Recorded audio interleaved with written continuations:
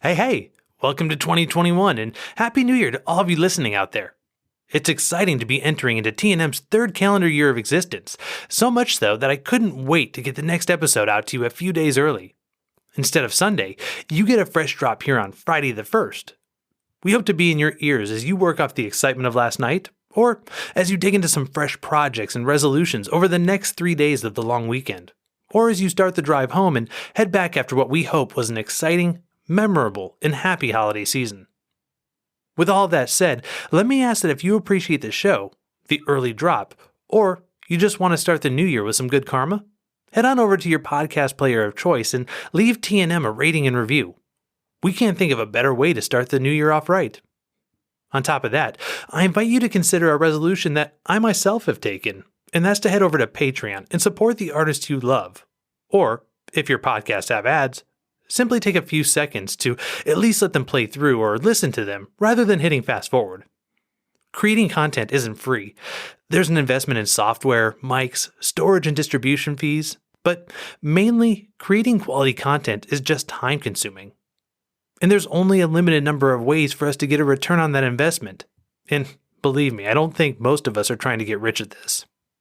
So if you appreciate what you're hearing and want to enable people to make more of it, well, support us, whether it's reviews, listening to the ads, or donations. And what better time to start than at the turn of this new year? Like I said, I'm taking the plunge myself. You can check out who I'm a patron of through the link in the show notes, and you can rest assured that I too am listening to the ads, even if it's the 37th time that I've heard Flo ask about the vermicelli game in town.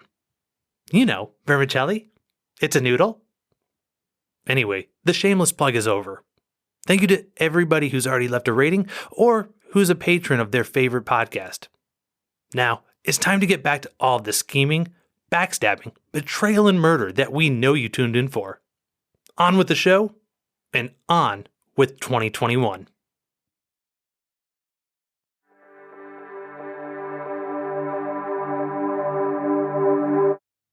Brodulf was tired, bored, and cold. He'd been out all day, riding about after a deer he would never have the chance to take down himself. Now, the sizable red hart that he and his group were riding after would belong to only one of them, the king. Brodulf was riding alongside King Clothar II, the elder monarch of the Franks, on this cold day. He liked to think he had earned this place of honor in the king's hunting party thanks to his great military and political prowess.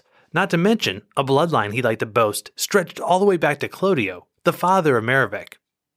In reality, most people in the king's court would laugh out loud if they heard someone argue on his behalf for the notion of Brodulf as a reputable warrior politician, and his claims to an ancient bloodline were openly mocked. No, he rode near the king for one reason, and one reason only. His sister, Sigild, had been the king's concubine, and later the king's wife, for the past decade and a half. As such, Brodulf found himself in a luxurious accommodation and close to important people. As much as he wanted to think he was there because of his own merits, the real reason was because the king hadn't been able to keep his hands off of Brodulf's teenage sister. At any rate, Brodulf had found his way into the court, and he had to be put somewhere. For the mayor of the palace, the problem was not to find the brother of the king's concubine a spot where he could excel, but rather to find him a place where he could screw things up the least. With this in mind, it made sense to put the young man in the retinue of the most sidelined person at court, the king. Brodulf rode with the monarch not as an honor, but rather he rode with Clothar because all of the truly important people at court, the ones exercising power, rarely had the time to go out riding on all-day hunts. They were needed to draft laws, to make battle plans, and to form alliances and treaties. Still, someone had to accompany the king, and Brodulf was of no particular use, so why not have him as the king's hunting buddy? This arrangement had held for years, with Brodulf and the king developing a relationship of sorts over time. Clothar would recognize Brodulf as he walked around his palaces and villas, and the king would occasionally talk to his brother-in-law on a hunt if absolutely no one else were available to talk to. Ask Brodulf about their relationship, however, and he would tell anyone listening that he and the king were boon companions who had spent almost all of their time side by side. This boasting only grew when Sechilde had a son by the king, a boy named Sharbert. As the uncle to the second in line to the throne, Brodulf had passed for most people from being a mildly amusing dolt to being an insufferable, pretentious bore. Amazingly, he lost none of his haughtiness over time, even when his sister was suspected of adultery and her lover was put to death. Now, Brodulf had done just enough to reshape his image from that of brother of the queen to uncle of the prince, to avoid being too heavily tarnished by his sister's scandal. Anyway, on this cold day, none of these machinations really mattered. The hunt was everything to the king, especially as he had less and less to do with his advisors, and keeping his mind on the quarry and away from matters of state was all that counted. And this was easy for Brodulf. The mayor and the key advisors kept him so far from any real politics or plans that he couldn't possibly talk about them while with the king. Instead, he rode along quietly with the monarch as they chased the hart and helped the group to not lose the trail. Today's beast was huge, and it felt like the stag may never give up the chase. Having the huntsman finally say that it was at bay was music to Brodulf's cold, tired ears. He could almost feel the warmth of the fire he was going to fall asleep in front of that night, and couldn't wait for this stupid deer to be put out of his misery. Brodulf was so busy imagining his fire that he barely took notice when the huntsman asked the king if he was feeling all right, but he most certainly took notice when Clothar told the peon to mind his own business. But the peon was right. Clothar's face was a wonderfully high shade of crimson, so red as to look quite unnatural. Still, the monarch didn't seem to be pausing from the hunt on account of his complexion, and there wasn't anything Brodulf could do about it. Yet, at the same time, he felt compelled to dismount and follow the king, rather than simply watching the scene unfold. He was apparently alone in this urge, as the rest of the men in the hunting party chose to stay close together and on their mounts, staying as warm as possible. Brodulf stayed a safe distance from the king as the elder man entered the clearing with the hart, intent on finishing the hunt. He would have tried to get closer, but the last thing he needed was to step on a twig or scare some bird from hiding, startling both the hunted and the hunter. Now, Brodulf thought, I'll just be right here, near enough to help if help is needed. And I'll be the first one to congratulate the king on his trophy. He'll like that, I reckon. As these thoughts passed through his mind, Brodulf noticed that Clothar was stumbling a bit, almost like he had been drinking. That's odd, he thought. Clothar doesn't drink on the hunt. And why isn't he raising his weapon? He's just daring the beast to hurt him. What happened next was a blur. The hart began to charge, as could be expected, but the king failed to raise his weapon, even as the hart got closer. And then Brodulf saw it. The sword fell from Clothar's hand, and the man began to sway backward. The king's hands went to his chest as he fell.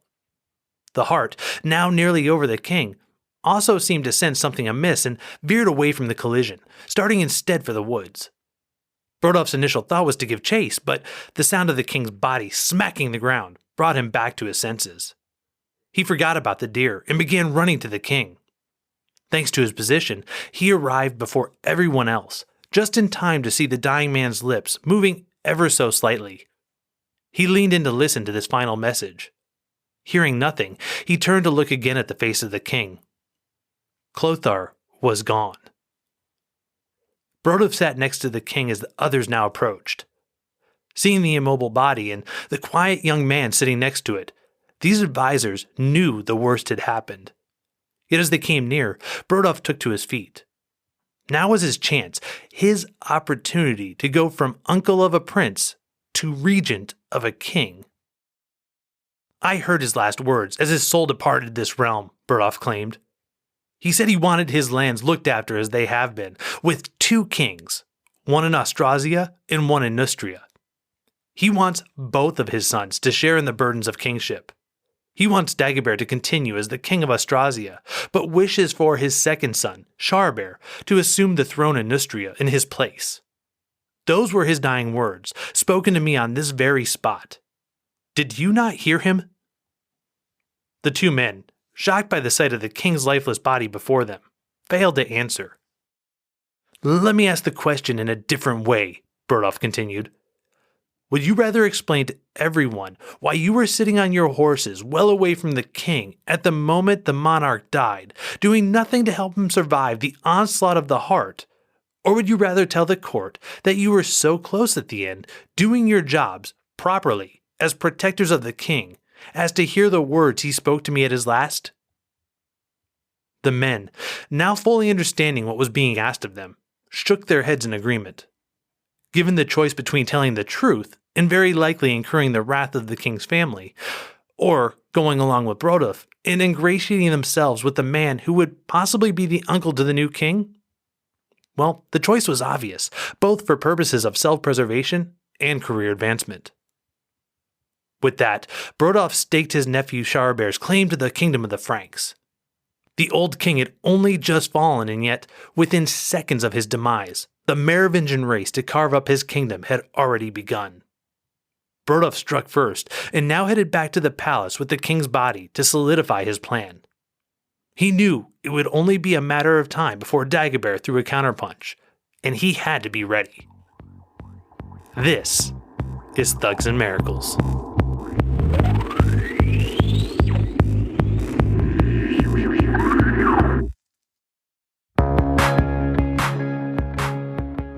Season 2, Episode 5, The Spare.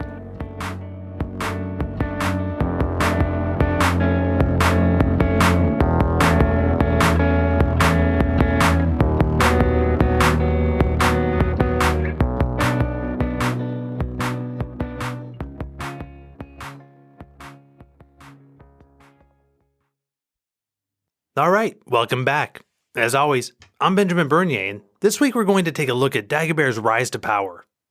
Unlike his father, who, as we described last week, had to rely on luck, illness, and his homicidal mother to take care of the 7 siblings that had stood between him and the throne, Dagobert had a much more conventional route. However, this isn't to say that he too didn't share in a bit of luck and intrigue to take his place as the king of all the Franks, and, as we'll see, Dagobert himself was no less afraid than Fredegunda to kill whoever needed to get dead to get him to where he wanted to be. So, when we're looking at Dagobert's ascension, let's start with the first and most simple of the traits necessary to get him onto the throne: luck. You see, Dagobert wasn't the firstborn, eldest son of Clothar. That distinction actually belonged to a boy named Merivek. That child, however, didn't live past 10. Long story short, Merivek was taken prisoner by King Thederic at the Battle of Étampes, one of the many battles of the Merovingian civil wars, and was murdered on Brunhilde's orders. As a side note, I just want to take a second here to reflect on, ironically, how crap a name Merivek had been throughout our story, despite the name being the etymological root of the Merovingian dynasty. First off, the first Merivek, born of the sea bull and such, may never have existed based off of timelines and scant historic records of a person who should be fairly highly regarded. The next significant Merivek was Chilperic's son, the one who Brunhilde married to free herself from prison in Rouen. She ultimately turned her back on him and sent him back to Neustria, where his father and stepmother, good old Fredegunda, made short work of his life. Next up on our list is Clothar II's boy Merivek, as we've just discussed. There was also Merovius, the great-grandchild of Brunhilde, who was captured alongside of his dad, Theodebert II, when that king lost in battle to his brother, Thederic II. Merovius is said to have still been an infant when he was killed, hit, quote, so powerfully with a stone by Brunhilde that she made his head fly, end quote. You heard that right. The kid's great-grandmother not only killed him, but supposedly also scattered his brains. Finally, Thederic II also had a son named Merivek, and he named Clothar II as the boy's godfather. This worked out well for him when Thederic's family was captured following that king's death. Merivek was the only member of the family Clothar II didn't execute. However, nothing else was ever written about him, and he's probably lost to history forever, so we have no idea how short or long his life was. So as a grand total, just for the Meriveks up to this point, we have 1 who possibly didn't exist, 3 who were personally executed or ordered dead by close family, and 1 who got shunted off into obscurity. At 0 and 5, kind of makes me glad my parents went with Ben. Going back to the Merovech, who was Dagobert's older brother, well, his demise made it possible for Dagobert to get promoted from spare to heir. Dagobert was in no way responsible for this change, he just got to be the lucky recipient. And this brings us to point number 2, intrigue, which is where we began today's episode. You see, whether or not things happened as quickly or as accurately as I described in the opening story, the fact remains that in the Merovingian dynasty, as with all hereditary dynasties, the angling to take the throne in the wake of the current king's death begins the moment the body hits the floor. Realistically, it doesn't even take death for the angling to begin. A current example of this can be seen in the Saudi royal family, where Mohammed bin Salman sits as the crown prince and heir apparent if and when his father, King Salman, passes from this world. Without going too deep into the details here, rest assured that MBS has been playing the game to position himself for the crown ever since his father took the throne. Also bear in mind, the House of Saud has used agnostic seniority, or the principle of succession, wherein the order to the throne prefers the monarch's younger brother over the monarch's own sons. So, MBS, at 31 years old, was certainly nowhere near the most senior member of the house available when he was given the nod to be heir presumptive.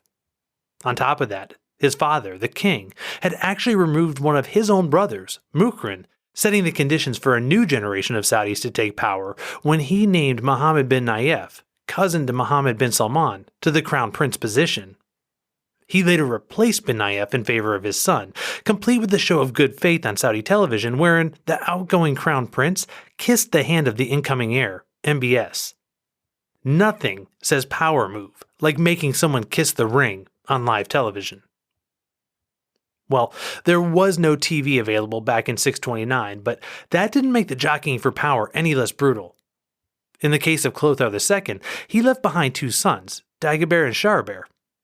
Dagobert, as we already know, had been named King of Austrasia and had been co-ruler along with his father since 623, but simply being the ruler of one part of the kingdom didn't necessarily entitle him to all of the kingdom once his father died. Or, at least, that was the argument put forth by Brodulf, brother-in-law to Clothar II and uncle of Prince Sharabert. Brodulf was also, thanks to having 2 sisters, the brother-in-law of Dagobert, though this relationship doesn't appear to have been very strong, especially once we see how events would play out. The bigger question for us, insofar as Brodulf's relationships, has to do with Clothar. How close were the 2 men?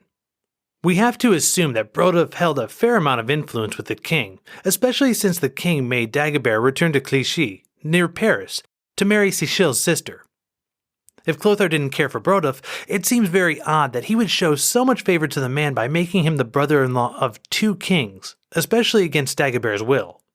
According to the Chronicles of Fredegunda, quote, "In the 42nd year of the reign of Clothar, Dagobert came by the order of his father with his lords to Clichy, near Paris, and took in marriage the sister of Queen Sichelde, named Gometrud. 3 days after the marriage, a serious quarrel arose between Clothar and Dagobert, his son. Dagobert asked for all that belonged to the kingdom of Austrasia to submit to him and his domination, and Clothar forcefully refused to give it to him. These 2 kings chose 12 lords from both sides of the Franks, so that their judgment would end this argument. Among these lords was Arnulf, bishop of Metz, as well as other bishops. The bishops and the wise lords brought the son and father into agreement, ceding to him, Dagobert, what belonged to the kingdom of Austrasia, keeping only that which was situated on this side of the Loire and on the side of Provence." End quote. Long story short, this passage tells us that Dagobert came to Clichy against his will, which also tells us that the marriage itself was likely not his idea. While I may seem to be overreaching at this point to come to this conclusion, I can tell you, without giving away too much in terms of the narrative, that it would only be a year after Clothar II's death that Dagobert would put Gometrud aside in favor of another queen. If she had been a true love match, it seems unlikely that Dagobert would have left her in such a manner, even if she was infertile, as claimed. At any rate, this leaves us with a situation wherein Dagobert came to court to take part in an official act that would seem to have served only one family, that of Sichelde and Brodulf. Ironically, however, this is the first of several occasions where the history shows us that Brodulf was likely playing a form of political chess wherein he thought, with every move he made, that he was playing to a position that would be unbeatable. And each time, he'd be countered by Dagobert making a move that not only negated any advantage that Brodulf had, but actually left him weaker than when he started. To begin, the marriage brought Dagobert to Clichy, and it tied him to Brodulf's family. But the ensuing row between father and son led to a council that recognized that Dagobert's claims to a larger share of Austrasia were legitimate, thereby vastly expanding the borders of the young king's domain. This act also showed that the powers that be were willing to side against Clothar, exposing a certain amount of weakness in the long-serving king. So, going back to the chess analogy, Brodulf tied Dagobert to his sister in marriage, but did so at the cost of weakening the older king and ceding valuable territory. And so we move forward to the death of Clothar II and the non-existent will the king had left for the splitting of his estate. Brodulf had several things going in his direction with which to argue for control of the kingdom on behalf of his nephew Charibert. First, the Queen Dowager was his sister, and her son could be expected to have at least his share of the kingdom under the Merovingian tradition of splitting the territory upon the death of a monarch.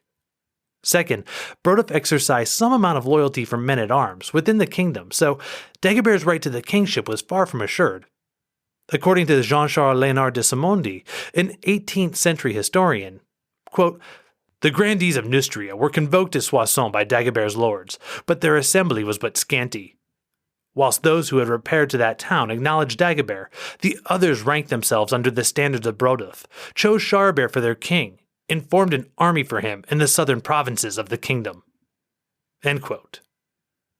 Here again, we see Brodulf make his move, and here again, we see Dagobert make his response.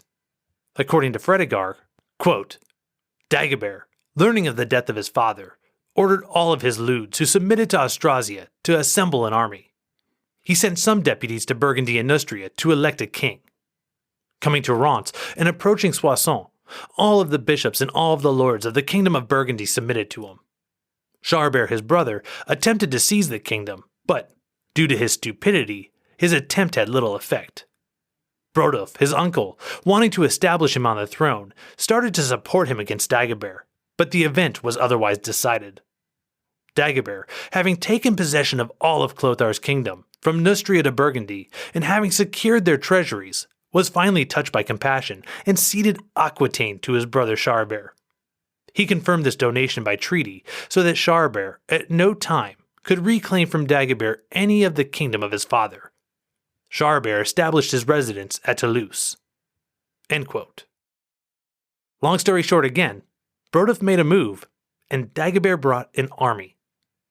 This isn't to say that Brodulf's attempt was entirely bad or misguided.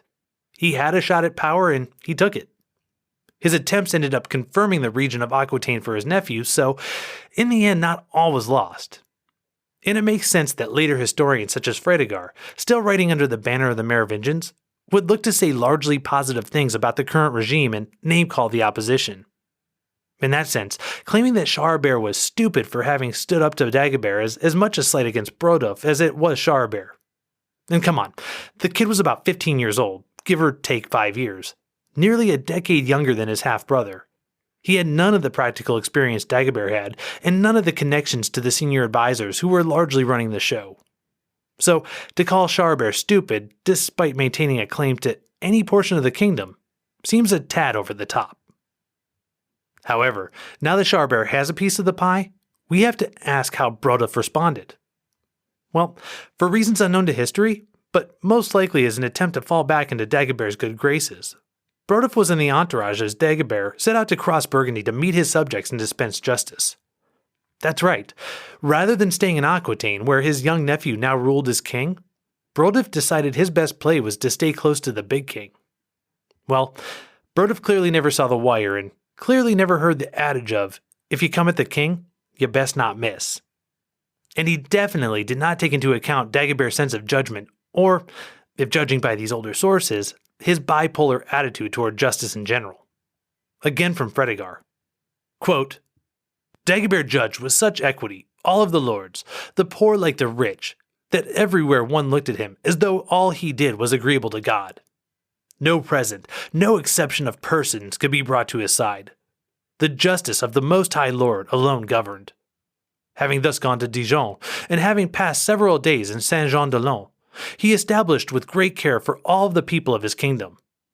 Animated by this great desire, he neither ate nor slept, wanting for everyone to return from his presence, having obtained justice. The same day that he wanted to leave Saint-Jean-de-Lons for Chalons, having entered in the bath before beginning his day, he ordered Brodulph killed, the uncle of his brother Charbert, by the Dukes Amelgar and Arnabert, and by the patrician Villebad. End quote. Alright, on that note, we're going to switch over to the third and final ingredient that Dagobert used to shore up his place as king. Murder and unsparing, unflinching violence. As we just saw, he was in no way afraid to order an execution, even if he was in the middle of taking part in what was ostensibly a feel-good tour across his new lands. And this wasn't the first time Dagobert had used violence to meet his ends. 2 episodes ago, we talked about the whipping and tonsuring of Duke Sadrasigilius after the man disrespected the then prince at a dinner. Another case of disrespect came about in 624, when a man by the name of Crodewald came to the king's court and, for reasons unknown other than he himself was quote-unquote very rich, began to insult Dagobert. Now, Dagobert would have killed him then and there, but Crodewald managed to escape and ran back to King Clothar. He convinced the older king to vouch for him, and Clothar did, asking Dagobert to spare the rich man's life. Dagobert said sure, as long as he apologizes and corrects his bad ways. And then he immediately had Crodewald's head taken from his shoulders when the man showed up at the door of the young king's chambers. Clearly, angering the older king was not a consideration Dagobert worried himself with. So, we know that Dagobert was no shrinking violet when it came to the use of the sword, either in battle or in politics. However, he wasn't entirely a madman, as can be seen by the fact that he treated his half-brother Charbert rather decently despite the transgressions of Brodulph. He carved out for him a piece of the kingdom in Aquitaine and also called on Charbert to come to Orléans and stand godparent to his child Sigobert. Charbert is said to have raised the child from the baptismal font. These actions don't come off in any way as a man who was looking to kill any and everyone who stood in the way of his increased power and territory. However, and it seems like there's always a however with Dagobert, Charbert fell ill in 631 and, rather anticlimactically, died. He left behind at least 1 child and perhaps as many as 3. By right, Charbert's kingdom should have been divided equally among his children, but there was no way Dagobert was going to stand by and allow a territory he allowed Charbert to hold to simply pass into the hands of regents over whom he had no control. Instead, in the kindest telling of the story from Charles Oman, quote, he resumed his southern dominions, disregarding Charbert's 3 sons. End quote. In a slightly darker reading of events, de Mézeray notes, quote, Charbert was no sooner returned to Toulouse, but he died, and his son, Chilperic, who was yet in his cradle, survived him but a few days. It was suspected that Dagobert had contributed to the death of that innocent to regain Aquitaine by seizure, as he presently did. End quote. Finally, there's a downright brutal telling of events, very reminiscent of Clothar I and Childebert murdering their nephews to retake the territory of Clodomir after that early king's demise in battle, with Simondi writing, quote, Dagobert immediately caused Charbert's treasure to be seized, and his son, Chilperic, whom he left an infant, to be put to death. It's asserted that Charbert left 2 other sons, whom he had had by Gisela, daughter of Amand, Duke of the Gascons. That they, protected by their maternal grandfather, escaped their uncle's snares, and afterwards recovered their father's inheritance. End quote. Now, even Simondi goes on to note that this last story was probably a part of some later myth-making on the part of future dukes of Aquitaine, who wanted to draw their lineage back to a king and who were willing to say they descended from the boys Dagobert couldn't kill. So we're left in a situation wherein we see that, at best, Dagobert retook lands quickly and forcibly that were likely not his to take, and at worst he was a baby killer who would do anything for loot and plunder. As with so much of this early history, the truth of the matter almost certainly falls somewhere in the middle. Okay, we're going to stop there for the week, mainly because from this point on, we'll be looking at Dagobert as the king of all of the Franks for the first time. What will he do with the power now that he's joined the ranks of only Clovis, Clothar I, and Clothar II in having ruled over the unified realm? But that's for next time. Before we go today, I'd like to wrap up with a quick discussion and bon voyage to two of the people who featured prominently in today's episode, yet who tend to get short shrift, historically speaking.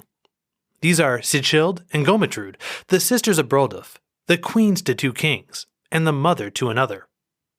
These two women, from what we can tell from the sources, were much less dynamic than other queens we've explored up until this point, such as Clotilde, Brunhilde, and Fredegunda, but they serve as an example of how women were treated and used in the royal court at this time. The older of these two women was Sicilde.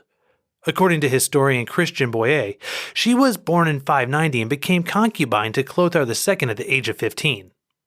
This little fact causes two issues. First, Clothar is noted in multiple sources as having been upstanding and very righteous, only taking a new queen after his previous wives had passed away. Which, good story, bro.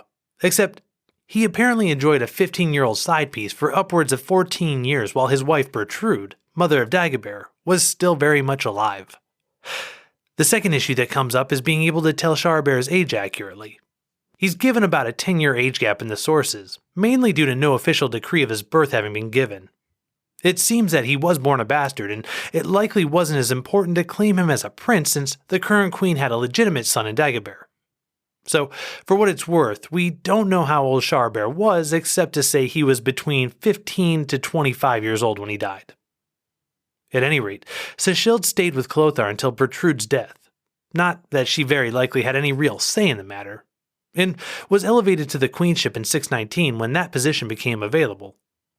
Now, relationships are tricky things, and there's no telling what actually happened in the mid-620s between now Queen Sicilde and a man named Bosan. But to make a long story short, the pair were suspected of having an adulterous relationship in 626, and Bosan was put to death by the king.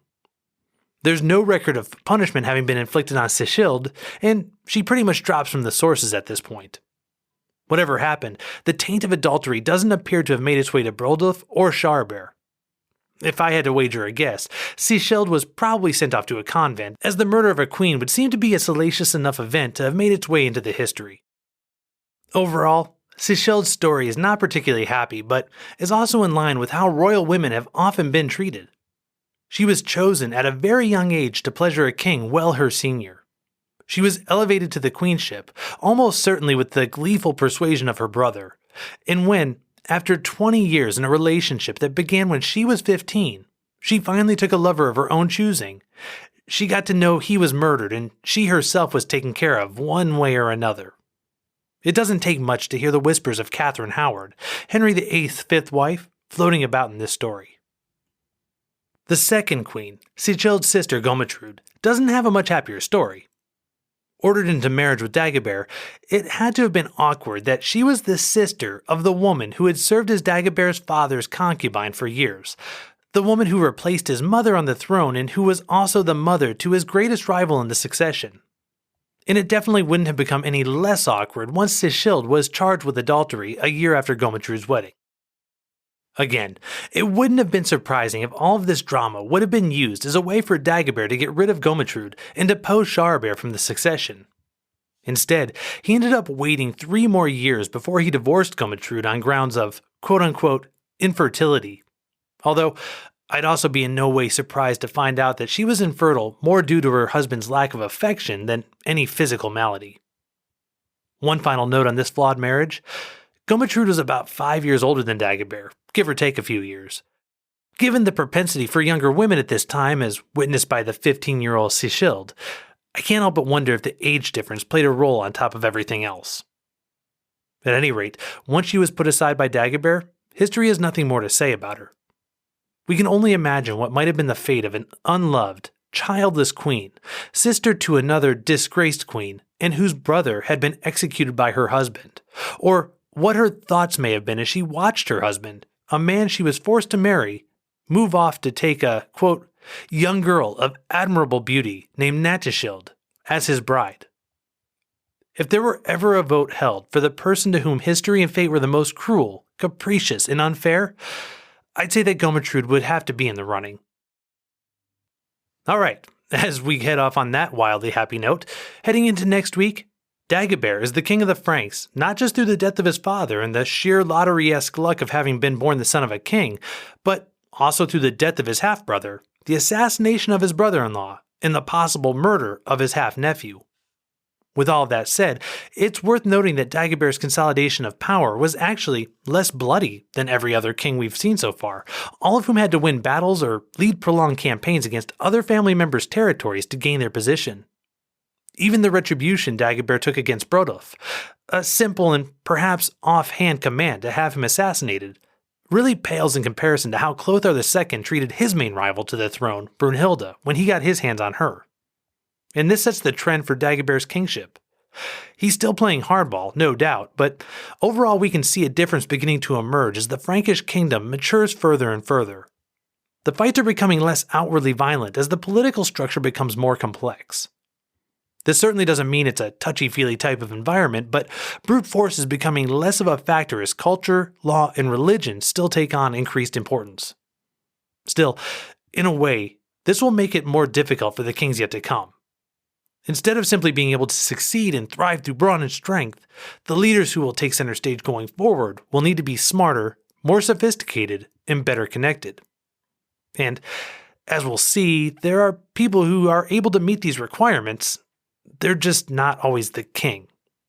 This is going to make for increasingly awkward situations between the monarchy and the aristocracy as we progress. For the next episode, however, we're going to come back to Dagobert and look at the remainder of his reign now that he is firmly and solely in charge of the entirety of the three kingdoms. We'll look at his move to Paris and consolidation of power in this centralized city. We'll explore his additions to the law, culture, and religion, and also why he's remembered as the Bon Roi Dagobert in so many poems and songs, and even a few movies. We'll also explore the contradictions and problems he posed, such as his proclivity for polygamy and the issues this started with the church. In the end, will his positive acts outweigh his sins when we look at the totality of his reign? We'll find out next time.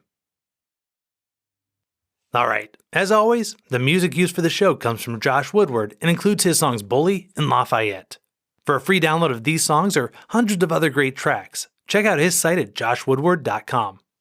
Notes on this episode, a list of sources, an updated monarchy family tree, and also a list of other great history podcasts are all available online at thugsandmiracles.com. Be sure to sign up for our free email list so we can keep you up to date on all things TNM and announcements on new shows. Speaking of email, you can write to us at thugsandmiracles@gmail.com.